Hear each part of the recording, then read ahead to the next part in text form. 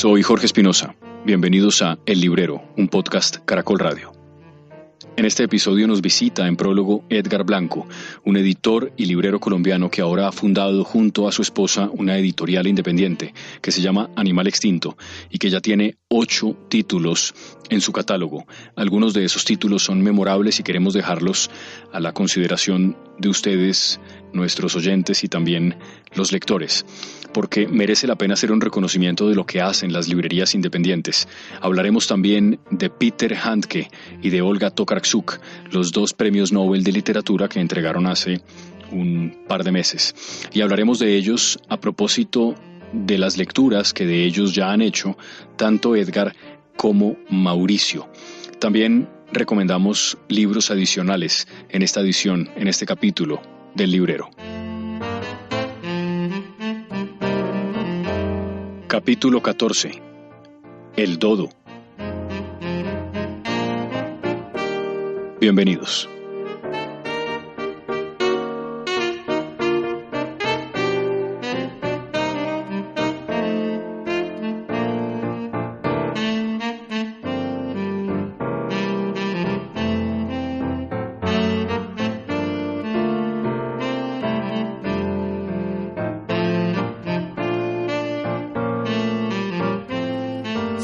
Pero no lo dije. Y después se lo ganó y dije, pucha, si hubiera hecho una apuesta. A mí me pasó con Peter Handke que recién me dio el infarto de Alfaguara, me mandaron de regalo el del Miedo del portero al penalti. Y empecé a leerlo y me pegué una aburrida. Y dejé de leerlo, no lo acabé, como muchos libros que no acabé en ese momento. Y hablando el otro día con Antonio García le conté eso y me dijo, pero usted sí será bien pelota, ¿no? ¿Quién va a leer después de un infarto a Peter Handke? Entonces, lo tengo ahí encima de la mesa anoche. Ahorita estoy con Los Errantes de Tokarczuk y voy a seguir con ese, a ver qué pasa. De Handke sí es difícil, a mí me parece. O sea, pues tiene una literatura muy, muy rara, muy extraña porque no le apuesta casi a la trama, las descripciones son muy secas, ¿no? Pues en algunos libros. Hay uno que sacó Alfaguara hace mucho que yo también traté de leer y no terminé porque precisamente no pasaba nada. Pero esto del Miedo del portero al penalti a mí me lo demandaron en el 2012. O sea... Es que además Handke es famosísimo como dramaturgo. O sea, yo recuerdo que yo lo conocí primero porque hizo una obra que se llama El Público, que era como que hacía que la gente entrara al teatro y en tras escena estaba todo el grupo actoral. Y a través de unos micrófonos se levantaba el telón, creo que se levantaba un poquito. Entonces sabía que había unos actores tras el telón y empezaban a través de unos micrófonos a insultar al público, a decirle groserías. Y la obra tenía que acabar hasta que la última persona se fuera del teatro. La persona insultada. Insultada, sí. Entonces, este tipo de cosas fue que se hizo muy, muy conocido. Pero luego, por ejemplo, él fue de los pocos escritores europeos que defendió la causa... O sea, que estuvo como muy pendiente de todo en términos, por ejemplo, de la guerra en Yugoslavia. Y juzgaba, digamos, también en términos de cómo la OTAN había atacado Serbia y todos los precedentes que habían anteriores, digamos, de otras culpabilidades en las que Europa también había sido el promotor, digamos, de esos conflictos. Y fue de los poquitos que se manifestó en ese sentido, ¿no? Como que en cierto sentido fue un poco como a favor de Serbia, ¿no? O de la Yugoslavia, no sé. Paréntesis literario para hablar de salud pública. ¿Cómo es eso del infarto? Eso no lo sabía yo. ¿O sí? Pues no sé. Yo no es que me la pase haciendo público mis enfermedades. No, pero... Pues hace unos años me dio un infarto. Sí. Y entonces... la gente de Alfaguara, muy querida, de Santillana, me mandó para mi recuperación un poco de libros, entre los que estaba El Miedo del portero al penalti. Pero ya nos dedicábamos a los libros. Claro, si esto fue en el 2012. Pero no había sido provocado. No, eso sí no creo que provocado por los libros. Bueno, hoy Mauricio, tenemos que en realidad tratamos de hacerlo la semana pasada, pero pasaron cosas en el calendario de nuestro invitado, que por cierto hace rato que no teníamos otro invitado en el librero, Hoy tenemos a otro librero, un librero que yo conocí cuando hacía parte del equipo de La Madriguera del Conejo, que era una librería preciosa, un proyecto maravilloso, en una zona de Bogotá en la que hay muchas librerías y cada vez hay más que han ido abriendo. Esa librería hoy en día la ocupa un pequeño local de Lerner que tiene su librería más grande a unas pocas cuadras. Eso es la 85 con la esquina de la 11. Y Edgar Blanco era uno de los libreros de la Madriguera del Conejo, o sea, la persona que a mí me recomendaba libros antes de que llegara Mauricio y de que yo tuviera la fortuna de conocerlo. Así que hoy nos acompaña Edgar, que ahora está dedicado a una editorial independiente. ¿No es verdad, Edgar? Gracias por acompañarnos. Qué bueno que pueda venir al librero. No, gracias por la paciencia de esperarme y volverme a invitar. Sí, así es. Yo realmente empecé siendo librero en Biblos, que era una librería también que ya no existe, pero que fue muy importante en Bogotá. Y estuve justamente en el periodo en el que la dirigía Santiago Figueroa. Ahí no duré tanto tiempo, apenas fueron 3 años. Llegué por un amigo y llegué justamente como por una casualidad, un poco como para cubrir la salida de él. Él se iba a trabajar en bibliotecas, entonces no podía dejar como ese espacio y me buscó a mí, y obviamente pasé la prueba de ingreso hecha por Santiago. ¿Qué era como la prueba de ingreso? No, Santiago, pues era una prueba hecha para todo el mundo el que pasara por Biblos. Santiago tiene una habilidad tremenda para que en 3-4 preguntas relaciona de dónde es uno, qué tipo de filiación puede tener. ¿Filiación política o qué? No sé, literaria. no, más como, yo creo que él de pronto es medio fanático a esto de las genealogías. Sí. Entonces sí, no, en general, digamos, cualquier cliente que entrara a Biblos y se topara con Santiago, terminaban ambos conociendo una parte del otro, porque siempre preguntaba cosas. Esa era su manera de interactuar. Entonces también la entrevista fue un poco así, fue más una charla. Le caí bien y entonces empecé a trabajar como librero ahí. Me demoré un poco como en acomodarme a ese oficio. Y luego con David hicimos La Madriguera del Conejo, que duró 6 años y que sí, desafortunadamente cerró por entre muchas otras razones, pero una muy importante por nuestra incapacidad administrativa, que es vital para que una librería pueda marchar y seguir adelante. Sí, nosotros hemos hablado en el primer episodio de este podcast, hablamos con Mauricio de las labores burocráticas de una librería, que son muchas. Uno sienta que eso es sentarse allá a vender libros y a leer y a oír música clásica todo el día, y resulta que no. Yo siempre que llego lo veo con unos cuadros de Excel y él señala cosas y presiona el mouse y lo habla y le dice, pero muévete. Bueno, en fin, unas cosas que no. Empezamos hablando que no estaba, digamos, planillado sobre los premios Nobel, porque les estaba contando a Mauricio y a Edgar que estoy leyendo un libro de una Nobel de literatura de hace unos años, Doris Lessing, que se llama La buena terrorista. Y les decía que es un libro absolutamente improbable en su trama, porque se trata de una cosa que no parece muy interesante, cómo se arma una casa que está destrozada. Y ese es todo el libro, 400 páginas de lo mismo, de la burocracia de tener que armar una casa en lo que llaman allá un ayuntamiento, en esas traducciones en España. Y empezaron a comentar los dos de Peter Handke, Nobel reciente, del que hicimos un capítulo reconociendo que conocíamos más bien poco, y de la señora Tokarczuk. Mauricio dijo que estaba leyendo el libro que estaba anunciado ya en español cuando la señora gane el Nobel. ¿Qué tal? Pues es un libro extraño. Es un libro que no tiene trama, o sí la tiene, porque está hablando de cómo errar por el mundo siendo viajero, pero dentro de eso entonces empiezan a aparecer anécdotas, pequeñas historias de un tipo que está llegando con su señora y su hijo a pasar unas vacaciones en una isla, y de pronto la señora y el hijito se bajan del carro y se desaparecen, y el tipo las busca y todo el mundo se moviliza para buscarlo y nunca los encuentra en una islita chiquita, ¿sí?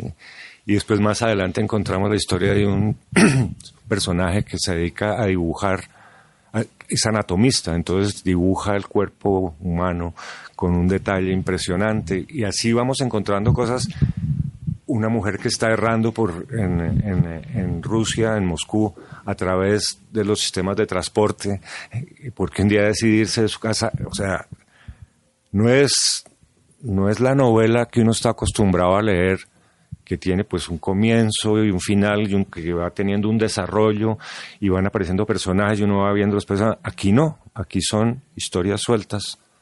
Voy a ver en qué acaba. O sea, no sabemos si las historias están interconectadas entre ellas o no. No sabemos, pero no creo que estén interconectadas. No sé si más adelante, como las deja en puntos suspensivos, no sé si más adelante las remate o no. Pero no me parece que sea un libro que uno se siente y se lea de un tirón.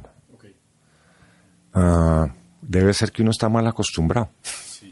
Sí, eso puede ser. Hay libros que tienen esa característica. En cambio, Doris Lessing, que es un libro muy agradable de leer una vez uno entiende qué es lo que ella está tratando de contar en una época de una gran crispación política en los territorios de Gales, del Reino Unido, pues de Gales, de Irlanda del Norte y en los territorios, por supuesto, británicos. El libro es en Londres, pero pues es un grupo que está considerando, anarquista, que está considerando si se va a unir al IRA o no, pero sobre esa discusión política que uno supondría sería más interesante, no hay mucho, es más como esa construcción de la casa. Y decía Edgar, antes de entrar en editoriales independientes, una cosa que tal vez es cierta, y es que ganarse un Nobel tampoco garantiza que usted vaya a ser muy leído. Sí, no, ahí hay un efecto que siempre es inmediato, justamente por obtener el premio. Hay una dicha muy grande en que, digamos, la Academia Sueca muchas veces pues tiene los ojos puestos también en unas geografías y en unos autores que normalmente en lengua española no se conocen. Entonces, gracias a ello, por ejemplo, pues qué sé yo, uno tiene la oportunidad de leer autores como Moyán ¿no? O rescatar de cierto olvido a Jelinek, otra escritora austriaca. Pero efectivamente, después de que pasa el año, o sea, una vez se renueva el Nobel, vuelve a entrar esta moda de muchos lectores de querer estar actualizados, y entonces ese tipo de obras como la de Doris Lessing vuelve y queda un poco como en el olvido. Incluso pensaba ahora qué tan fácil es conseguir el libro que mencionas en las librerías. Bueno, el de La Buena Terrorista sí, solamente por una razón, y es que han sacado una edición nueva que está muy bonita, por cierto, con premios Nobel en ediciones de bolsillo a unos precios muy razonables. Y el de Doris Lessing que eligieron es ese. El de Faulkner es El ruido y la furia, confesión de un lector.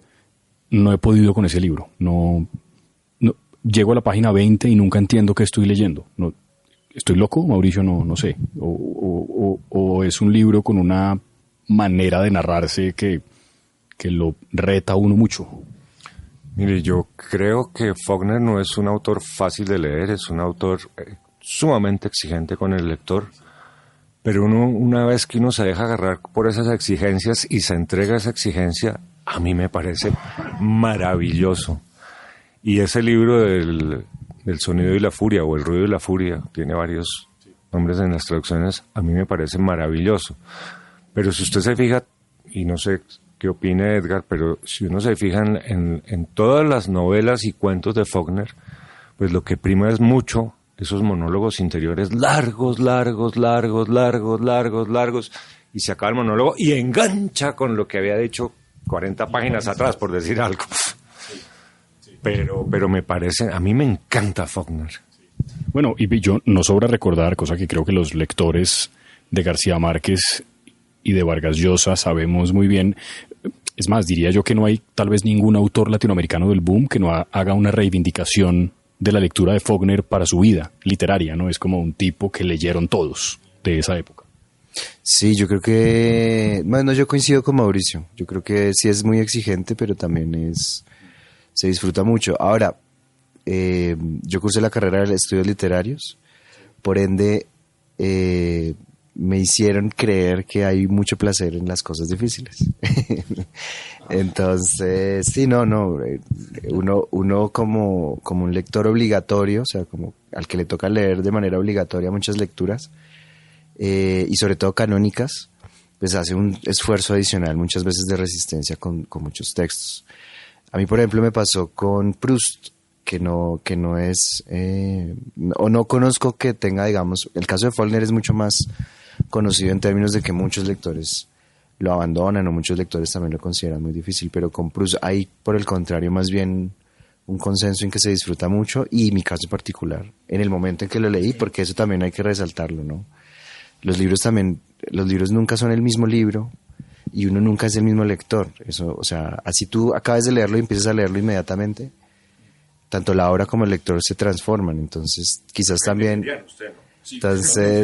Entonces, sí, muy... Sí, como una teoría interpretativa. Pero sí, realmente creo que también hay obras que quizás en este momento de pronto no es lo que uno... con las que uno va a disfrutar mayormente o va a entrar de manera más fácil. Y pasados unos años sí lo van a hacer. ¿A uno qué le enseñan en esa carrera? O sea, la gente tal vez tiene la percepción a la distancia de que a uno entra a estudiar esa carrera para aprender a escribir, pero es más bien como para aprender a leer, ¿o qué? En mi época, como carecíamos, es que además era improbable en esa época que existieran pregrados o formaciones académicas de escritura creativa. Hoy en día... Lo dice mi época, es como súper antiguo, ¿no? Pero no, tiene 35 años.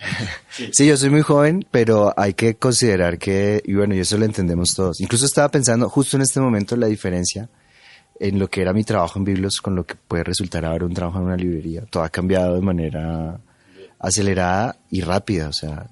Entonces, por eso digo mi época, porque sinceramente, o sea, yo hacía fila para inscribir materias porque tocaba hacerla a mano. O sea, alguien tenía que llenar una hojita y uno estaba en una fila y de pronto alguien salía y decía, se acabó el cupo para tal materia. No. Y uno se tenía que retirar de la fila y correr a otro salón para poder inscribir otra materia. No, muy arcaico eso. Entonces, eso demuestra, eso no pasó en el siglo XIX, eso pasaba hace unos pocos años. Entonces, por eso digo mi época. Pero, volviendo a la pregunta, sí, como no existían estas carreras de escritura creativa, muchas personas entraban con la intención de escribir, con la intención de convertirse en escritores, tenían ese deseo.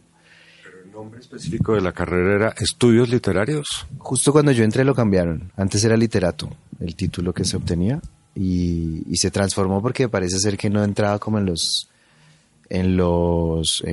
programas como globales, como que esa titulación de literato que muchas personas tendrán, como que no coincidía con los programas más formales. Entonces le cambiaron a profesional en estudios literarios. Era un poco como antes, unos años antes, en filosofía y letras, y entonces la persona se graduaba con énfasis en filosofía, licenciado con énfasis en filosofía o con énfasis en letras.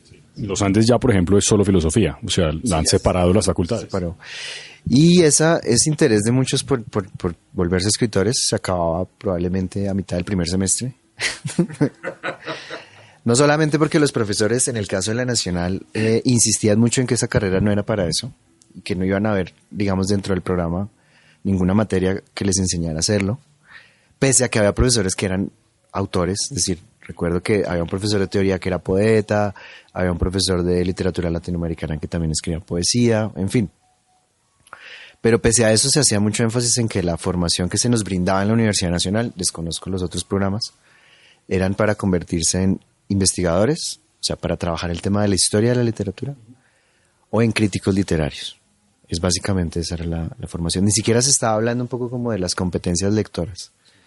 Ahora, eso dentro del campo profesional, pues es inviable. La gran mayoría nos dedicamos a múltiples tareas, en las que afortunadamente también debido a la fragmentación de los oficios, los literatos tenemos ahora mucho más campo de acción que antes. Antes quizás uno solo se restringía a ser profesor, pero no, ahora hay gente que trabaja en publicidad, hay gente que trabaja en editorial. Por ejemplo, la parte, digamos, del campo editorial ha crecido mucho. La parte académica también. Pero hay, digamos, muchas opciones en las que también ha sido interesante ver cómo esa formación en literatura ha capacitado muy bien a diferentes profesionales para desarrollar tareas de lo que salga, pues, que es un poco la actualidad laboral, ¿no? Sí, usted, porque yo no sé si es como, creo que lo hemos conversado en este podcast ya con otras personas que se dedican a la edición, bien sea de libros infantiles o editoriales independientes, que no sé si hace algunos años era muy improbable en la mente incluso del más optimista que estuviéramos hablando de que hay un montón de editoriales nuevas, cuando todo parecía que el libro estaba por lo menos el libro impreso o lo que sea, estaba como en una caída, y eso ese parece no ser el caso. Es decir, yo me sorprendo de la cantidad de editoriales que desconozco, y eso que yo, digamos, paso mucho tiempo en librerías mirando cosas, no sé, y a veces es como ¿y esto de dónde salió? Sí, no, es cierto.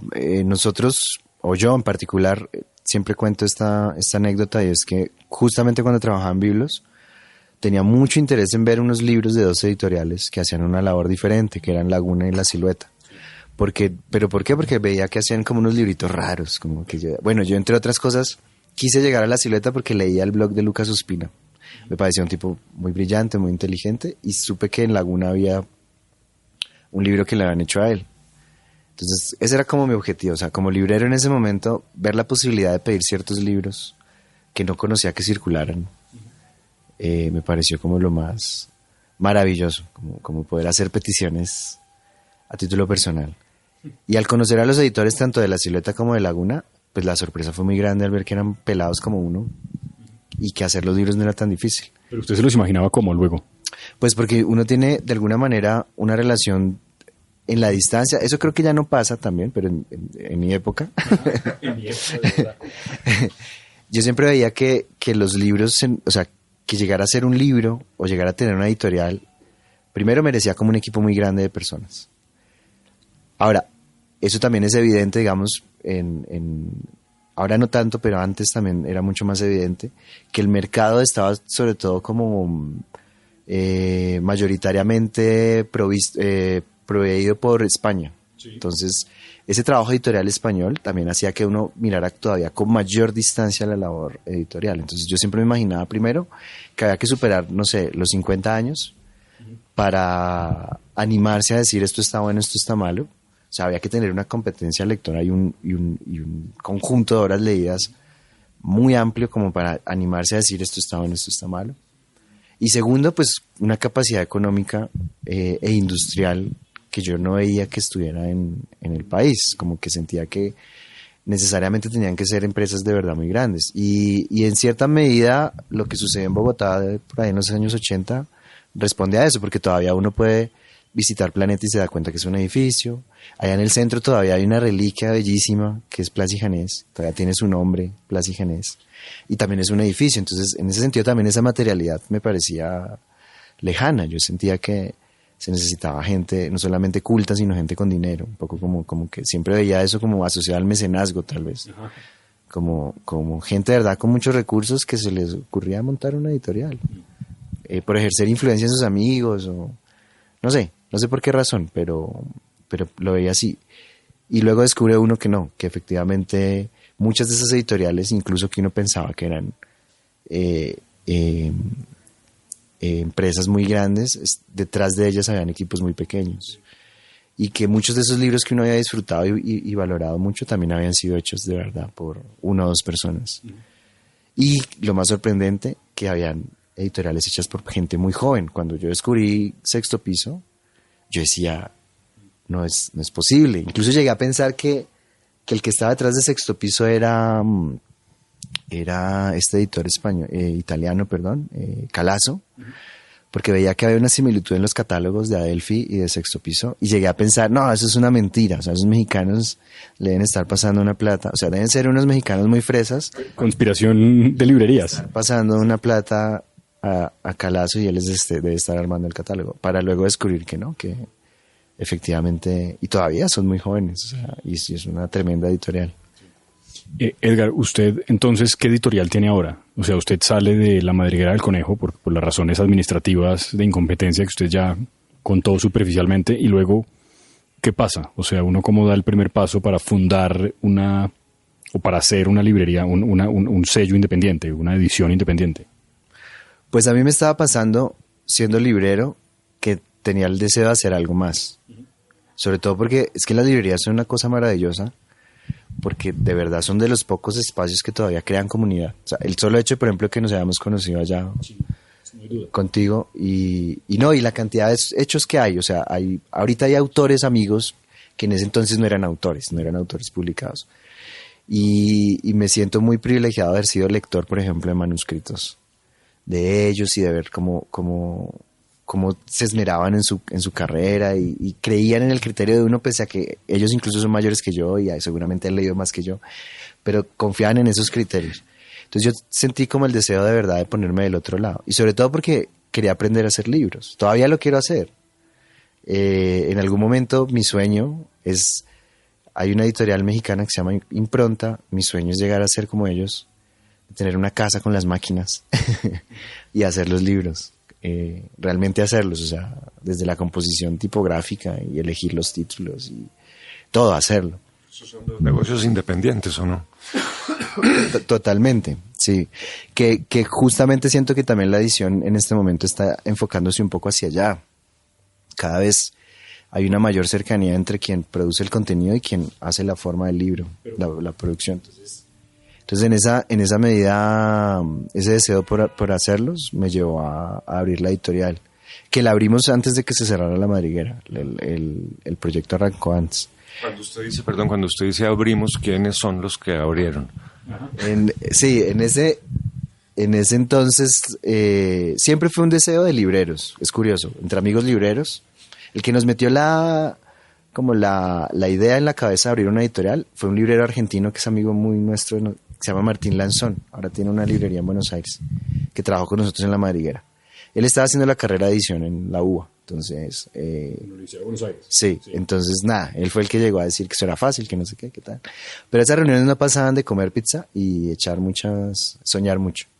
Entonces al final la terminamos concretando con Alberto Gómez, que es el actual librero de Wilburada, y con Lucía, que es mi esposa, porque sentíamos que ahí cubríamos varios frentes. O sea, que el criterio lector de Alberto y el mío son muy diferentes, y Lucía podía hacer, digamos, la parte del diseño. O sea, ella era la que podía concretar el cómo hacer los libros.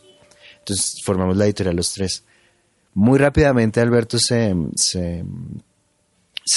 alejó del proyecto, entonces él salió, incluso creo que cuando salió el primer título ya hablamos y él ya salió de la editorial. ¿Cuál fue el primer título? Tartamudo, de Sebastián Bejarano, que fue una tesis de maestría en escrituras creativas. Uh-huh. Y entonces nos quedamos, siempre decimos que en la editorial somos tres personas.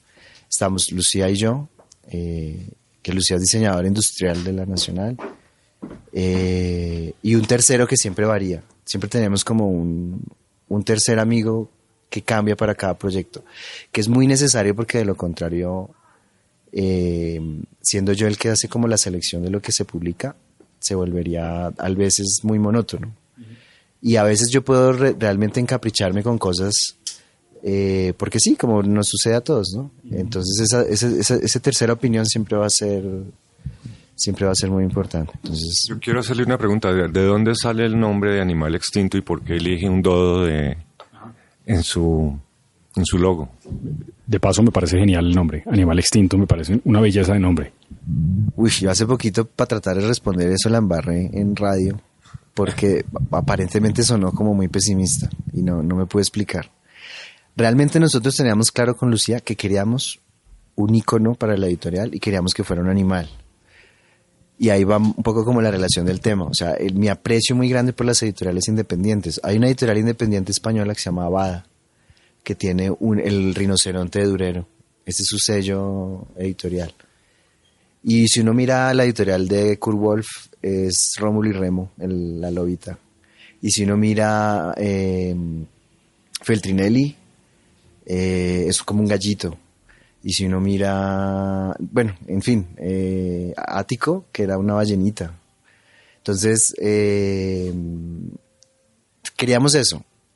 Y curiosamente Lucía, eso es toda obra de Lucía. Lucía fue la que dijo, el dodo es una cosa maravillosa. Ella incluso se había mandado a hacer unos aretes de dodo antecitos de poner el nombre. Entonces dijo, bueno, ya sabemos cuál va a ser el logo. Ahí fue muy importante Juliana García, que fue la que nos hizo la marca, porque consiguió un amigo que hizo el dibujo que es propio de nuestra editorial y se dibujó el pajarito.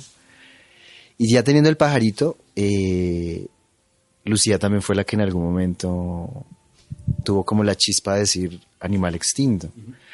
Y aquí es donde viene lo difícil, porque me parece que es un conjuro optimista, no pesimista, es un conjuro a decir esto está echado a perder, que es un poco como lo que sucedía, un poco, yo escuchaba por ejemplo las intervenciones de Mauricio cuando dice que iban a formar prólogo y decía, ¿qué? ¿Nos quebramos? Sí, quebrémonos. Y eso es un conjuro muy interesante porque si uno va un poco como en esa dirección, consciente de que va hacia el fracaso, fracasa mejor. Eso es lo que quería decir, que es una frase de Beckett, ¿no? Fracasa mejor. Entonces, un poco lo hicimos así, que además en ese entonces también todas las editoriales tenían esa aura de querer decir, vamos a quebrarnos, pero bien, porque Sexto Piso es un tipo saltando un sexto piso, sí. Acantilado es un señor que está en picada, no sabemos hacia dónde. Entonces, un poco lo elegimos por eso, pero también porque el deseo de la editorial nace de manera un poco nostálgica por entender un oficio que se ha perdido. Entonces, ahí también sentimos como que la labor editorial y el oficio editorial es un animal en vía de extinción. ¿Cuántos títulos tienen ya? 8. En la semana pasada lanzamos acá en Prólogo el último título, que es una novela de Juan Nicolás Donoso, que se llama Siberia. ¿Autores colombianos y de dónde más?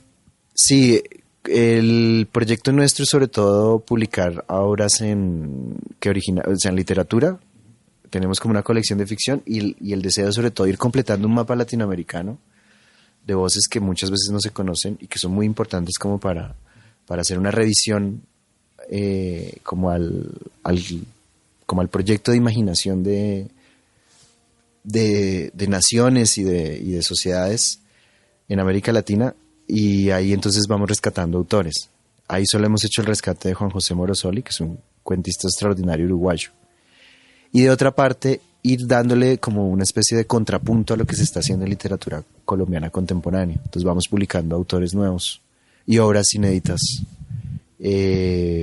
o no inéditas, porque digamos ahí rescatamos también una obra de un escritor bogotano que se llama César Mackenzie, que es maravillosa.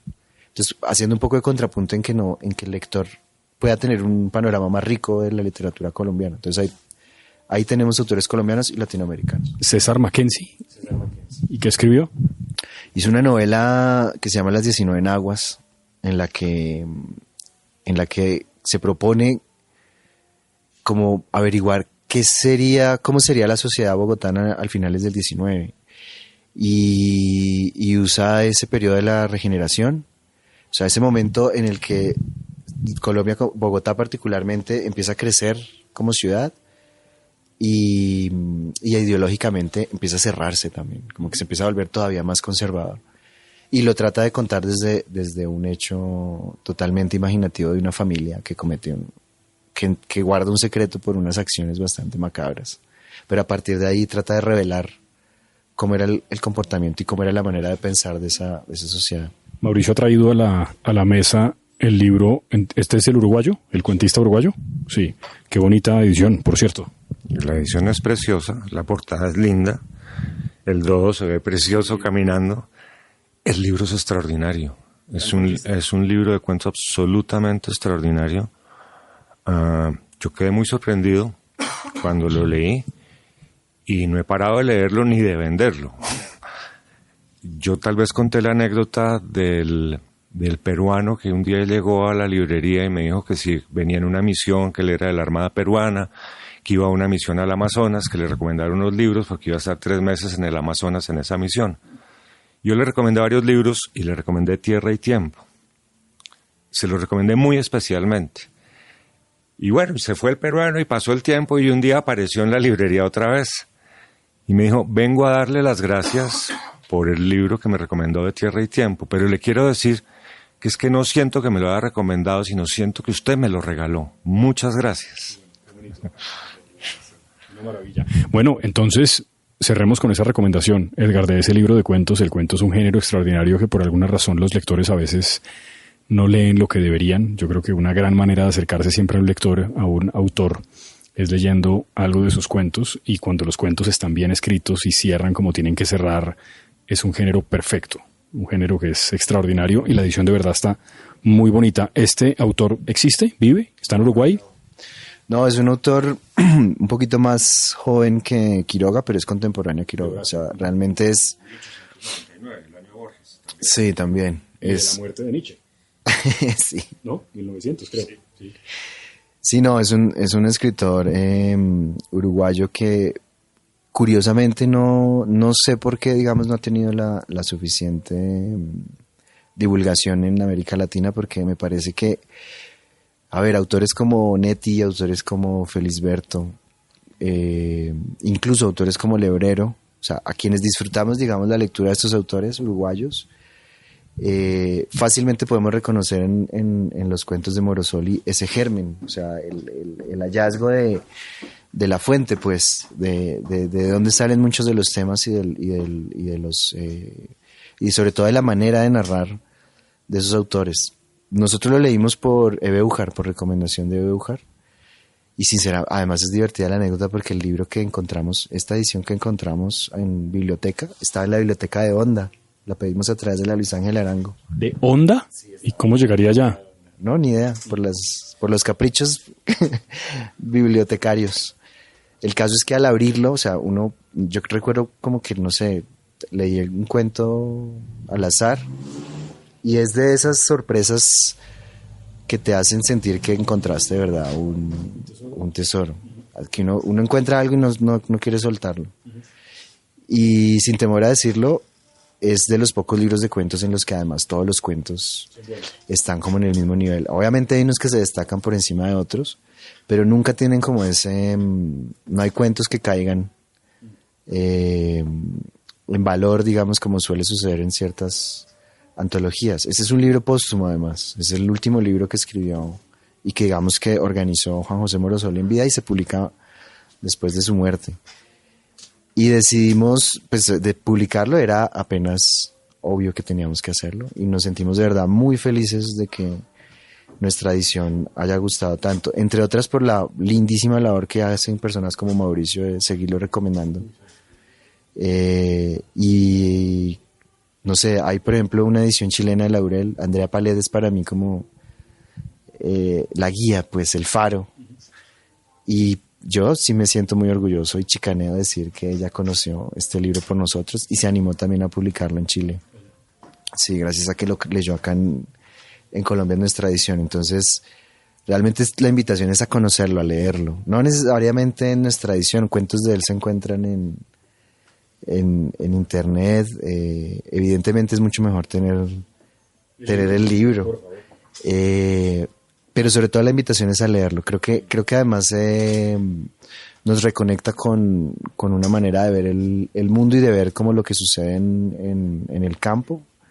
Muy especial, ¿no? Es una forma de volver como a sentirnos humanos. Es que tiene un poder en ese sentido la mirada de Morosoli. Tiene una forma de encontrar y de revelar como la grandeza de las personas en situaciones muy, digamos, muy sencillas o en las que aparentemente no se deberían demostrar esos valores.